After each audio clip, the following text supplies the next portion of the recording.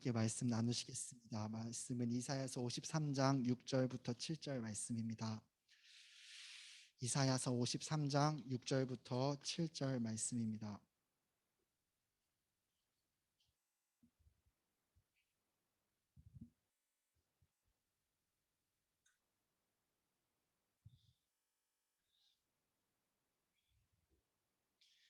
네, 6절과 7절 말씀과 여러분이 함께 합독하시도록 하겠습니다.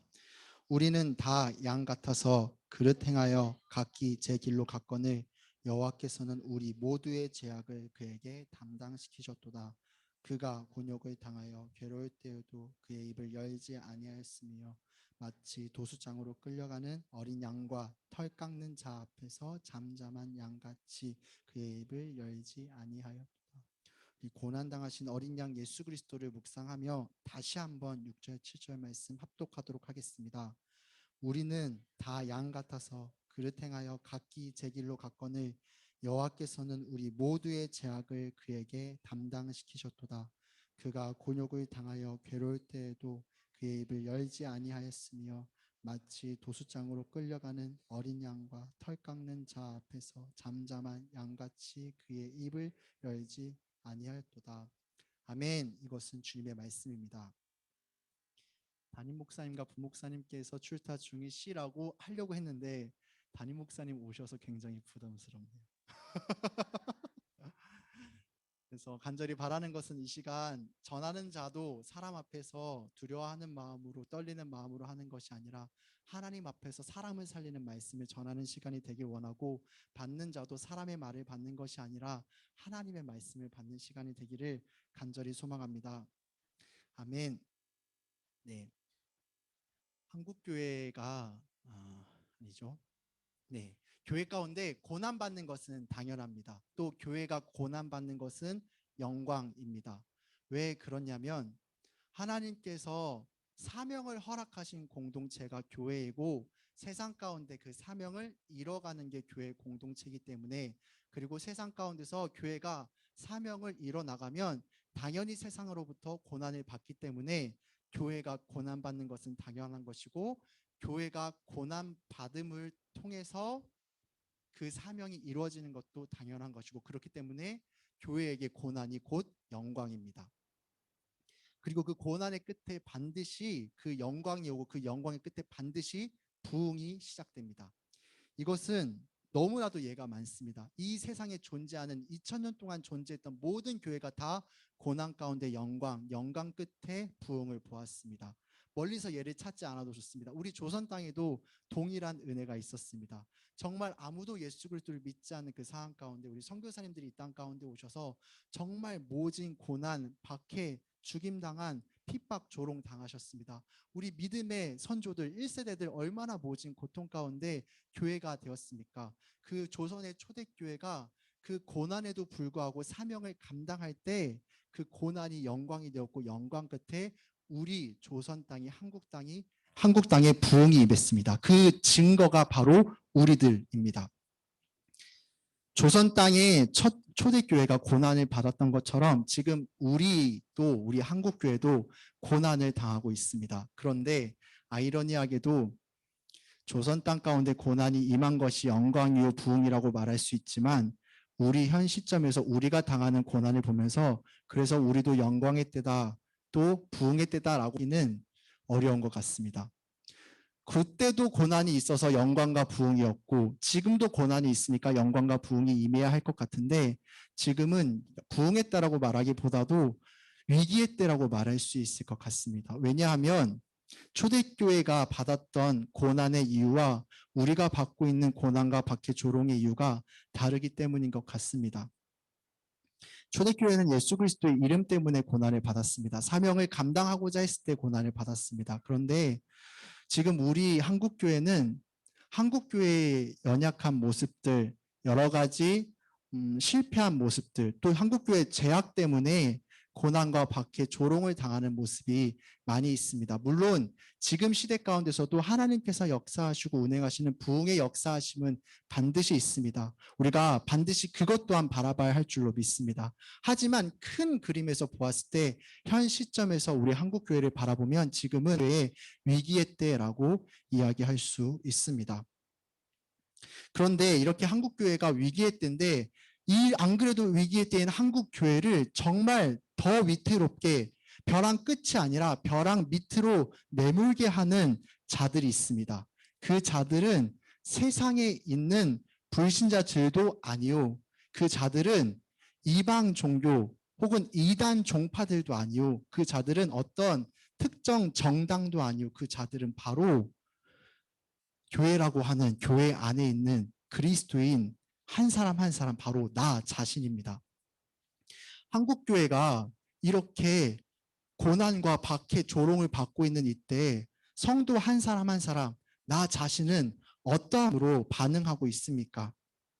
먼저는 시선을 세상 사람들에게로 돌려서 복음이 아닌 다른 영역들에 대해서 우리 한국 교회를 합리화시키려고 합니다. 합당하게 여기게 하려고 합니다. 그래서 이런저런 주장들을 하고 세상을 정죄합니다. 또한 시선을 이제는 교회 공동체 안으로 돌려서 우리가 한국 교회가 욕먹는 이유는 한국 교회의 리더들 때문이다. 우리 한국 교회가 욕먹는 이유는 저 교회의 잘못된 모습 때문이다. 우리 한국 교회가 욕먹는 이유는 우리 교회의 저 사람 때문이다. 우리 한국 교회가 욕먹는 이유는 너 때문이다. 내가 욕먹는 이유도 너 때문이다. 이렇게 정죄하는 우리 개인의 모습들 때문에 한국 교회는 위기를 넘어서 진짜 낭떠러지로 떨어지기 직전의 상황 가운데 있습니다. 근데 우리가 그렇게 서로를 향한 정죄를 하고 있을 때 예수님께서는 한 가지 말씀을 하십니다. 내 형제의 눈에 티끌을 보지 말고 내 눈에 있는 들보를 보라고. 근데 정말 아이러니하게도 형제의 눈에 티끌은 그렇게 잘 보이면서 내 눈에 들보는 그렇게 보이지 않습니다. 왜냐하면 티끌은 엄청 작아서 잘 안 보일 것 같고 들보는 엄청 커서 잘 보일 것 같은데 우리 눈에는 티끌만 보입니다. 그런데 당연합니다. 왜냐하면 들보는 커도 너무 크기 때문입니다. 들보는 집을 지을 때 지붕에 쓰는 목재를 들보라고 이야기합니다. 엄청 크죠. 그 예수님께서 네 눈에 들보를 보라고 말씀하시지만 실은 그 들보는 우리 눈에 들어갈 수도 없고 우리 머리통보다도 훨씬 더 큽니다. 그래서 내 눈앞에 들보가 있으면 실은 내 시야는 다 가려져서 깜깜해져서 내가 이렇게 큰 들보가 있는지 들보조차도 내 죄악조차도 인식할 수가 없습니다. 그렇게 깜깜하니까 내 죄악을 인식하지 못하니까 우리는 시선을 돌려 다른 사람들만 보게 되고 다른 사람 눈에 있는 조그마한 티끌을 보고 정죄하는 것입니다. 우리가 진짜 네 형제의 티끌 말고 네 눈에 들보를 보라는 예수님의 말씀을 조금이라도 마음판에 새기는 모습이 있다면 진짜 우리가 이제는 내 육신의 눈으로 내 들보를 보려고 하는 시도를 포기하고 이제는 시선을 올려서 하나님의 시선으로 내 들보를 내려 바라보기를 원합니다. 우리가 이 큰 내 들보를 바라볼 때 우리가 할 수 있는 반응은 딱 한 가지밖에 없습니다. 어떠한 말도 할 수 없습니다. 이래서 문제야. 이래서 나는 이랬어. 나를 변증할 수도 없고 한국 교회에 대해서 어떻게 이야기할 수도 없고 누군가를 정죄할 수도 없고 그저 침묵할 수밖에 없습니다. 내 뒷보를 보았는데 어떻게 누구를 욕할 수 있겠으며 어떻게 누구를 정죄할 수 있겠습니까?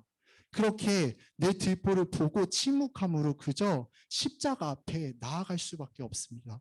그리고 내 뒷보를 올려드리며 참회하는 심령으로 애통해하고 회개할 수밖에 없는 것이 우리가 우리들의 뒷보를 바라볼 수 있을 때, 바라봤을 때 할 수 있는 유일한 모습입니다.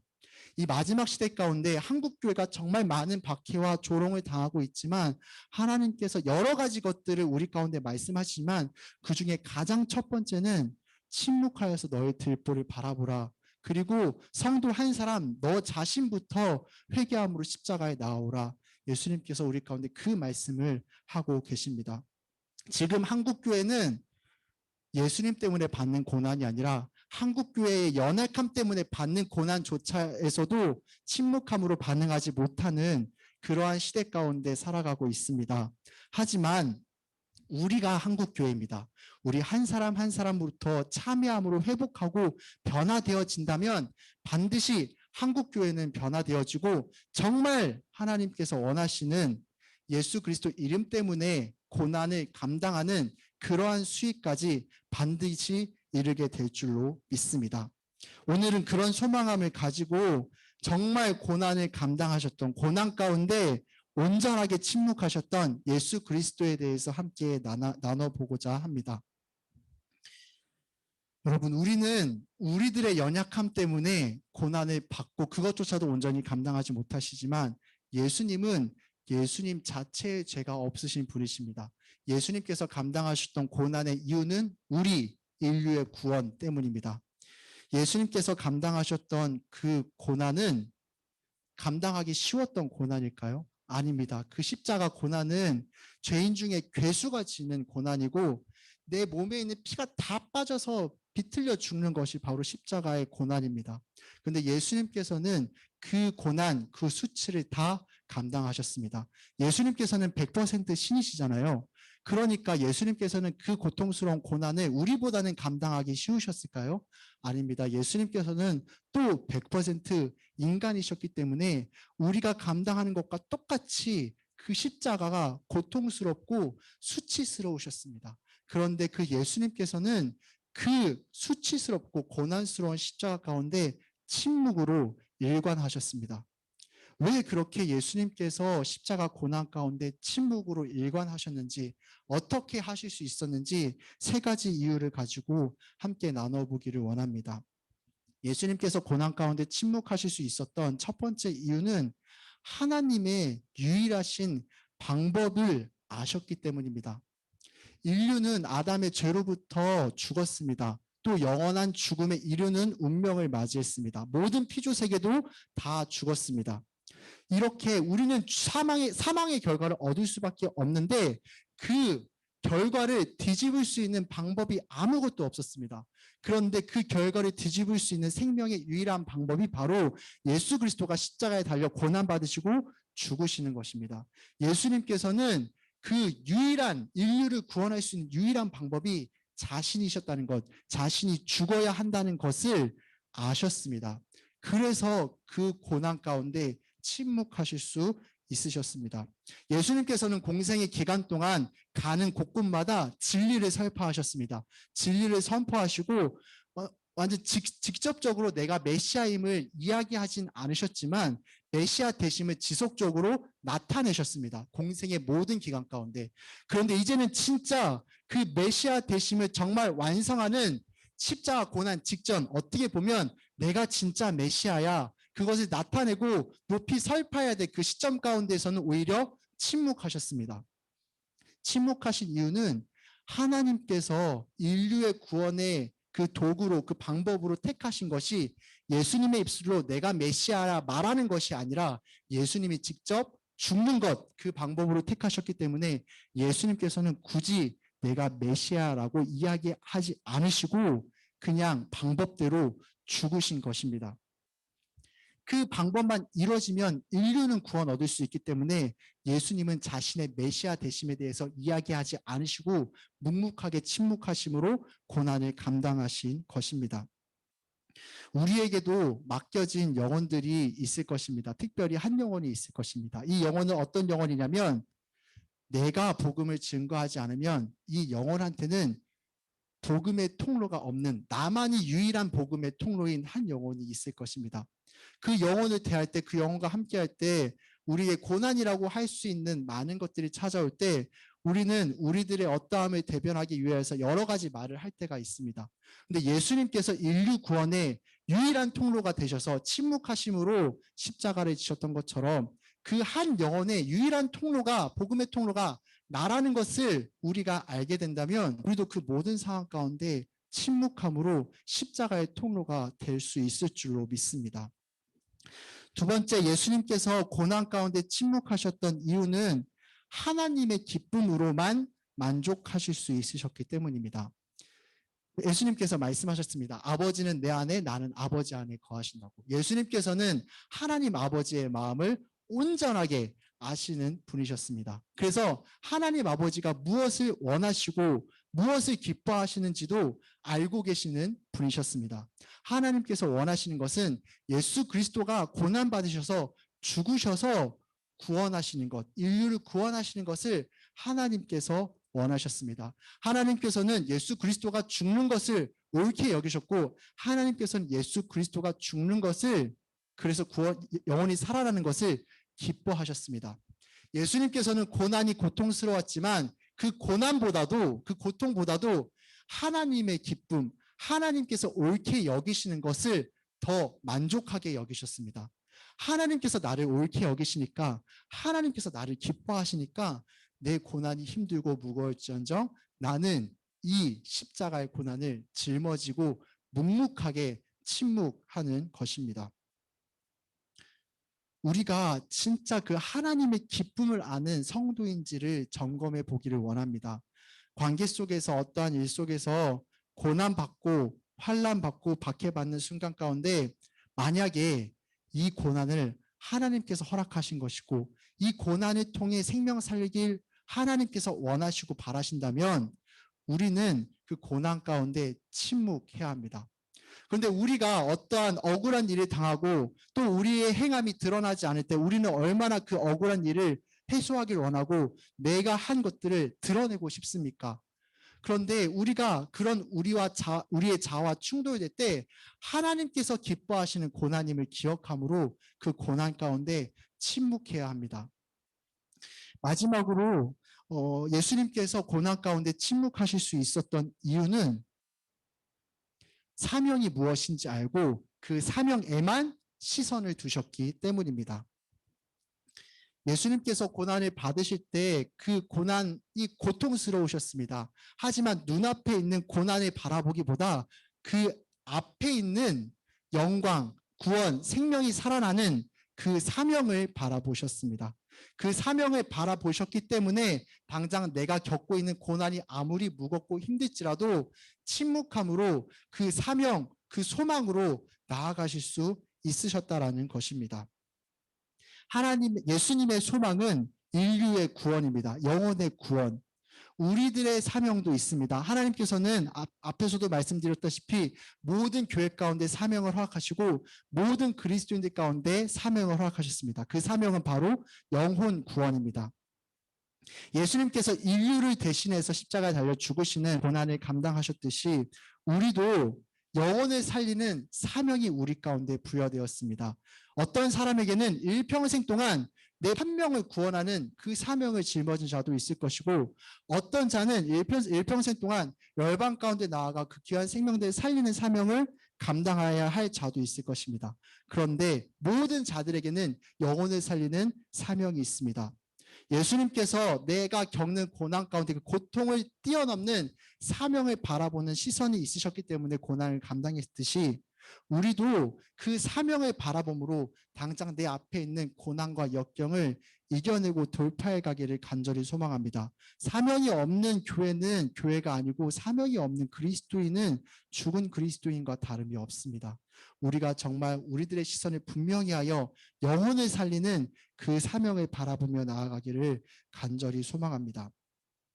특별히 이 영혼을 살리는 사명에 대해서 제가 최근에 깨달은 바가 한 가지 있습니다. 무엇이냐 하면 내가 이 영혼을 바라보는 사명을 온전하게 감당하지 못했구나. 조금 더 구체적으로 말하면 허락하신 영혼을 영혼으로 바라보지 못했구나라는 것을 깨닫게 되었습니다. 저희 교회가 너무나도 귀하게 노숙자분들 식사 사역을 계속 해왔잖아요.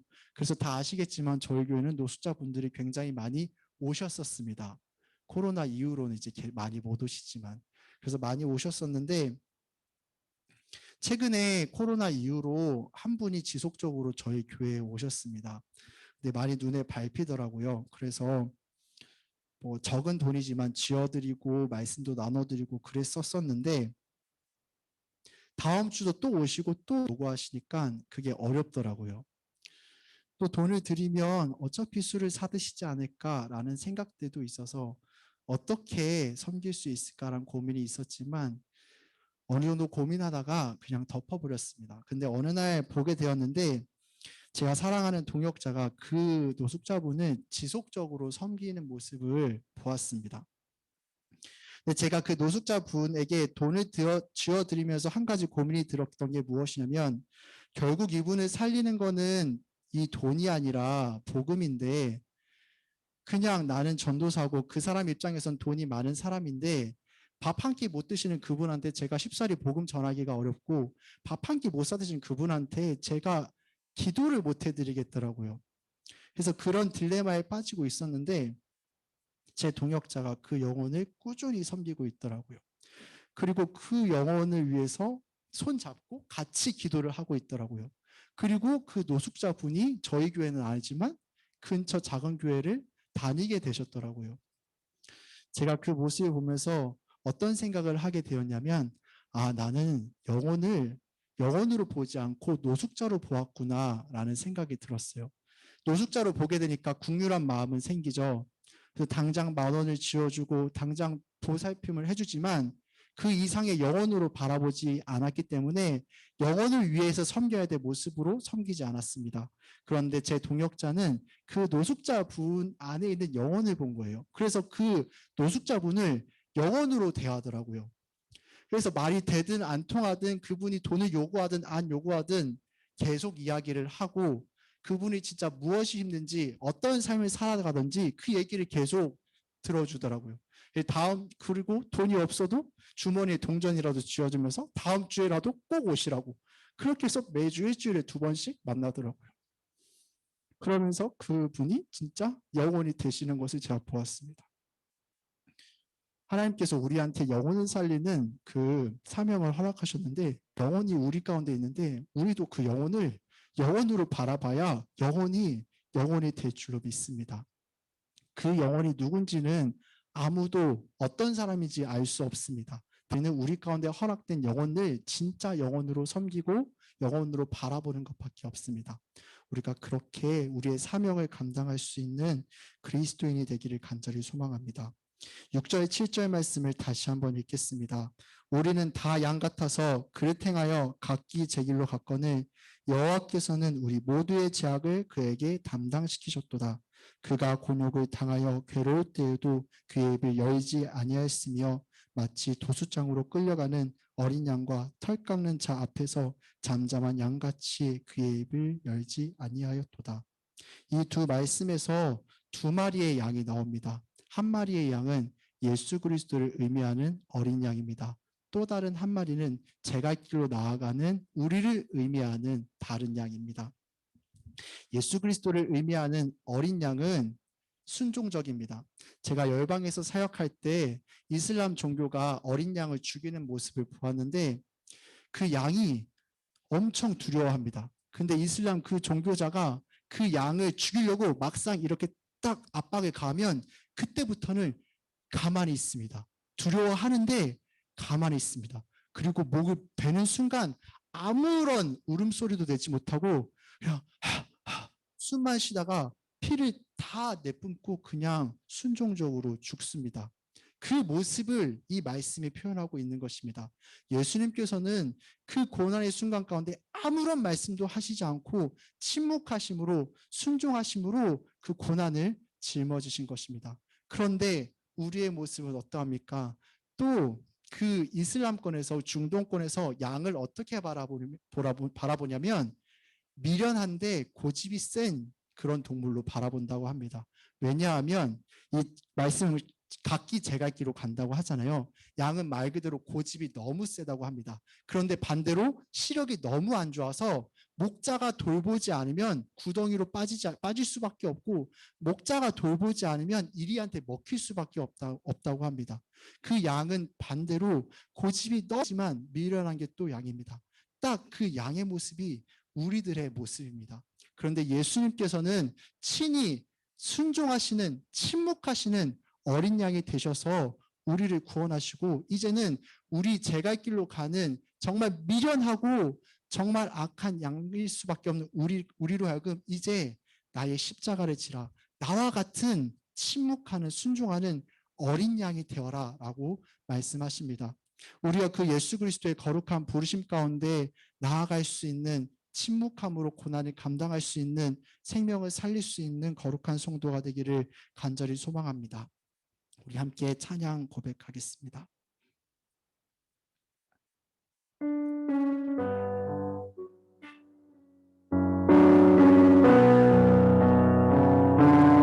난 지극히 작은 자, 죄인 중에 대수 무익한 날 부르셔서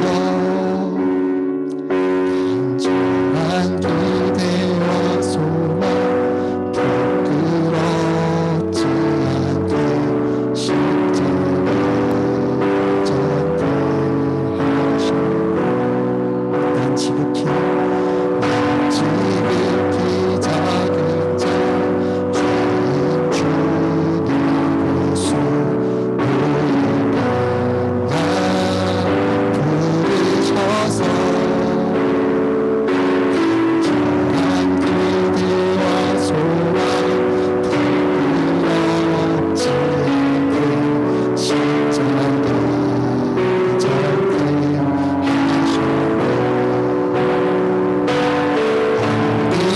어디든지 가리라 주의 사랑을 인정하리. 그 십자가 나로 내린 십자가 그 보혈을 향해 온 세상 채워 살아도 주를 위해 죽어도 주를 위해 사나 죽으나 난 주의 것 십자가의 능력 십자가의 소망 내 안에 주만 살아도 주를 위해 살아도 주를 위해 죽어도 주를 위해 살아 주나 난 주의 것 십자가의 소망 십자가의 소망 내 안에 주라. 어디든지 가리라 어디든지 가리라 주의 사랑을 나는 전하리. 그 십자가 내로 매는 십자가 그 보혈 온 세상 살아도 주를 위해 살아도 주를 위해 죽어도 주를 위해 살아 주리라. 난 주의 것 십자가의 능력 십자가의 소망 내 안에 살아도 주를 위해 살아도 주를 위해 죽어도 주를 난 주의 것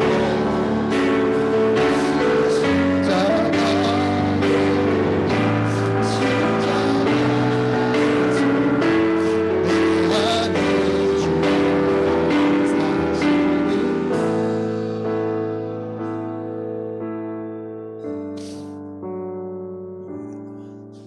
우리 이 시간 함께 가장 먼저 기도하기를 원하는 것은 주여 고난 가운데 침묵하는 자가 되게 하여 주옵소서.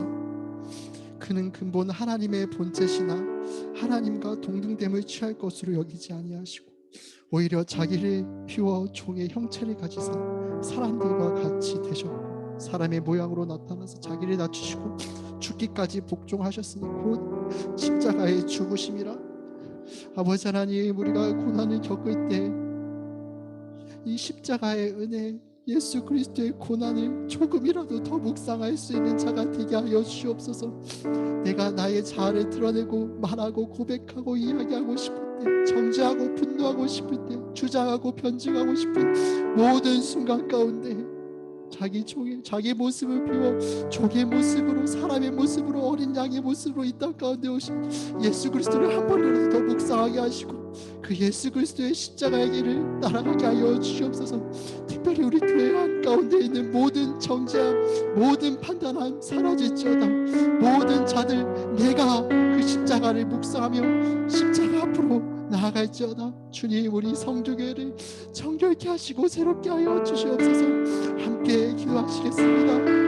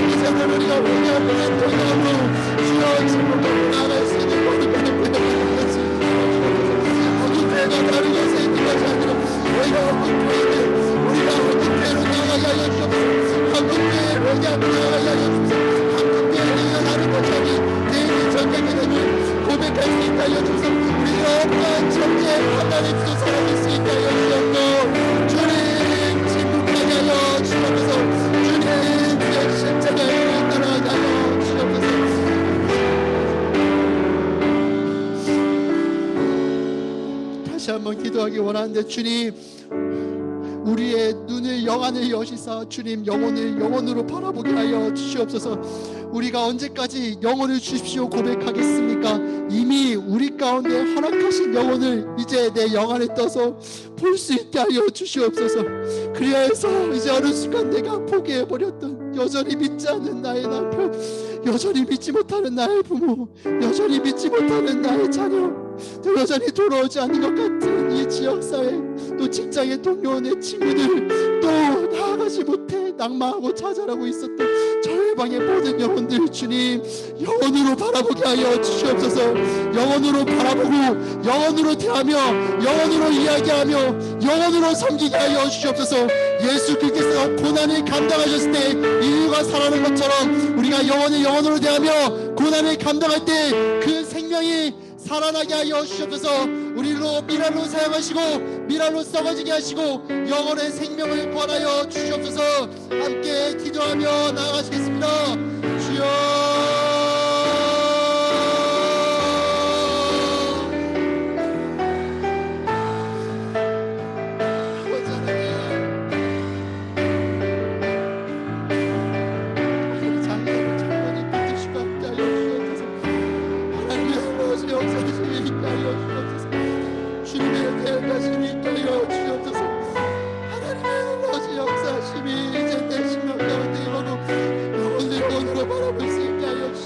섬기게 하여 주시옵소서. 우리 자녀를 정말 주님께 돌아올 수 있게 하시고 할아버지 앞에 돌아올 수 있게 하여 주시옵소서. 내가 연약해서 나아가지 못했던 저의 영혼들 포기하지 않고 영혼으로 여기 기도하며 나아갈 때 정으로 놀라게 영혼이 돌아오게 하여 주시옵소서. 하나님, 모진 고난과 하나님 정말 고난을 받으면서 반전을 받으면서 어찌 보면 포기했을지도 모르는 이 지역사회 주변에 많은 생명들 아버지 우리가 영혼으로 여기 있어 하여 주시옵소서. 섬기게 하여 주시옵소서. 주님, 진짜 우리 영혼이 영혼을 대하며 우리가 섬길 때 우리를 피하러 사용하셔서 주님 그 생명을 살려 주시옵소서. 주시옵소서. 주님 그 생명을 깨워주옵소서. 하나님의 역사를 나타나게 하여 주옵소서. 그 생명을 들어서 이루어주소서.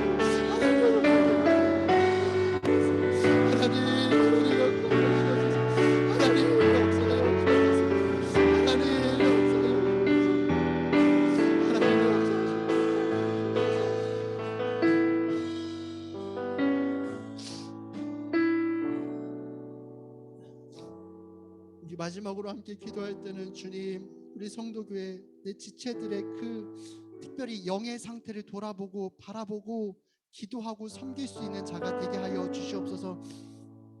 아버지 하나님, 이 코로나를 겪으며 우리들의 연약한 두 눈 가운데에서는 식망하고 절망하고 낭망해서 떠나버리고 힘들어하는 시대만 보이지만, 하지만 주님께서는 이 절망의 순간 가운데서도 분명히 하나님의 일을 하셨습니다. 우리가 정말 간절히 기도했던 우리 민지 아버지가 그 병마를 이겨내시고 수술을 잘 받으시고 또 수요일 내에 함께 교회 나와 예배 나오겠다 고백하는 그 영광을 우리는 목도합니다. 우리 허성희 집사님 남편 되시는 우리 성도님, 오히려 이 고난의 시기 가운데 주의 말씀 앞으로 나오고 주의 교회로 나오는 것을 우리는 보게 됩니다. 아버지 하나님, 우리가 영의 눈으로 바라보게 하여 주시옵소서. 내 지체의 영의 아픔을 보고 울 수 있게 하시고 또 영이 살아남을 두고 기뻐할 수 있게 하시고, 아버지 우리 공동체가 우리들의 영이 살아남을 우리가 바라보며 고백하고 소망하며 나아갈 수 있는 거룩한 공동체 되게 하여 주시옵소서. 아버지 하나님, 우리가 우리 가운데 허락된 육신의 풍파 가운데 일희일비하고 좌지우지되는 자가 되지 않게 하시고 영안을 여셔서 영안으로 바라보게 하시고 내 지체를 바라보고 기도하고 섬길 수 있는 자가 되게 하여 주시옵소서. 이 시간 마지막으로 우리 공동체를 올려드리며 함께 기도하기로 나아가시겠습니다. 주여,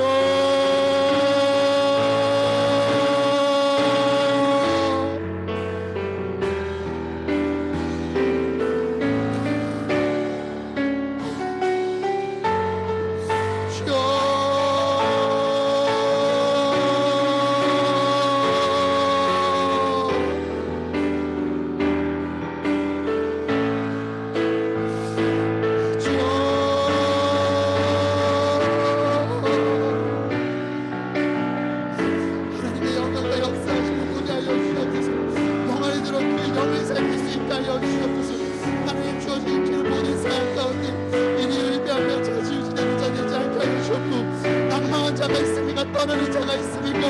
기도하게 하여 주시옵소서. 판단하는 모든 입술이 사라지게 하시고 묵묵히 기도하는 자, 섬기는 자 되게 하여 주시옵소서.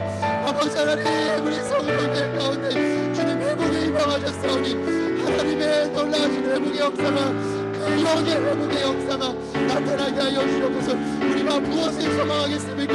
그저 단순히 우리 교회의 숫자가 회복되어지는 것, 그것을 소망하겠습니까? 아닙니다. 영안이 열어주시옵소서. 내 영이 회복되어지는 것 보게 하여 주시옵소서.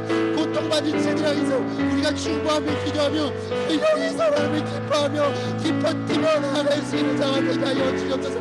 하나님의 놀라신 역사하신 것 임재하시니 바라보며 소망하며 기도하며 구하며 나아갈 수 있는 거룩한 공동체, 거룩한 성도 하나하며 우리 성도교회 되게 하여 주시옵소서.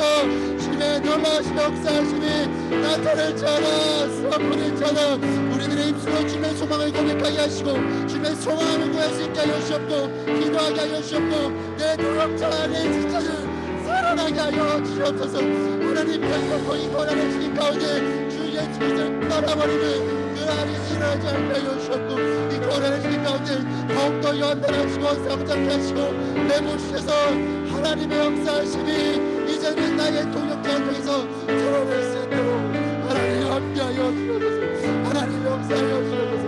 하나님 역사하여 주옵소서. 주여 역사하여 주옵소서. 주여 역사하여 주옵소서. 주여 역사하여 주옵소서.